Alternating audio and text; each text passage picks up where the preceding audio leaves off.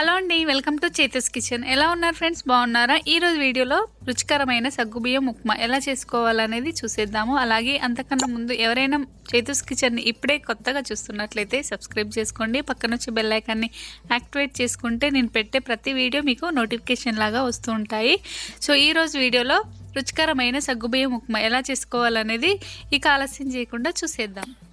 ముందుగా stove on చేసుకొని ఒక గిన్నె పెట్టుకొని దీంట్లో జీలకర్ర, ఆవాలు, మెంతులు, పోపు దినుసులు అనేది వేసుకోవాలి. కొంచెం మినపప్పు, అవి వేగాక ఏంటంటే పచ్చిమిర్చి, సన్నగా కట్ చేసిన పచ్చిమిర్చి వేసుకోవాలి. ఇవి కూడా మనకి బాగా ఫ్రై అయ్యే వరకు ఉంచుకోవాలి. తర్వాత ఉల్లిపాయ ముక్కలు, చిన్నగా కట్ చేసిన ఉల్లిపాయ ముక్కలు వేసి వీటిని కూడా మనం బ్రౌన్ కలర్ వచ్చే వరకు బాగా వేయించుకోవాలి.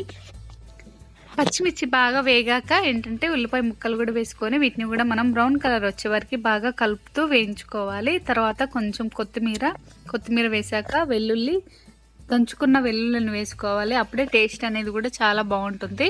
వీటిని కూడా బాగా కలుపుకున్నాక వెల్లుల్లి కూడా వేసుకోవాలి.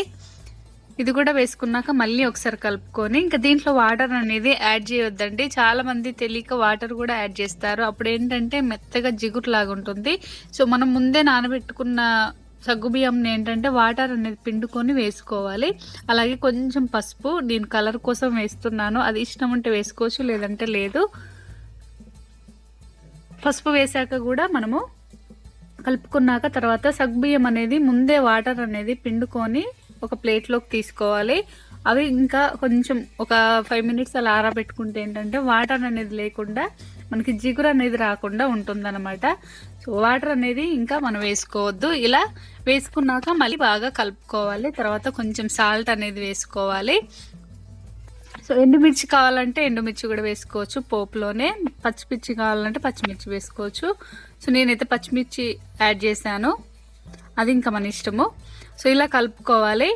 ఇలా కలుపుకున్నాక కొంచెం సాల్ట్ అనేది వేసి టేస్ట్కి తగినంత సాల్ట్ వేసుకోవాలి. తర్వాత మళ్ళీ ఒకసారి కలుపుకొని సో కొంచెం కొత్తిమీర, సన్నగా కట్ చేసిన కొత్తిమీర వేసుకొని ఇంకా దించేసుకుంటే సరిపోతుంది.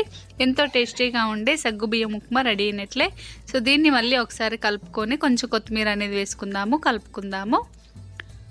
చాలా బాగుంటుందండి. వాటర్ లాగా రాకుండా ఇలా చేసుకోవచ్చు. చూసారుగా, మొత్తానికైతే మనకి సగ్గుబియ్యం ఉప్మా రెడీ అయినట్లు.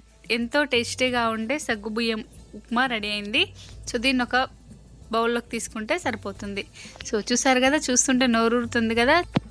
ఇలా ఒకసారి ట్రై చేయండి. వాటర్ లాగా లేకుండా చక్కగా కొంచెం మనకి ఏంటంటే తినే విధంగా బాగుంటుంది అన్నమాట.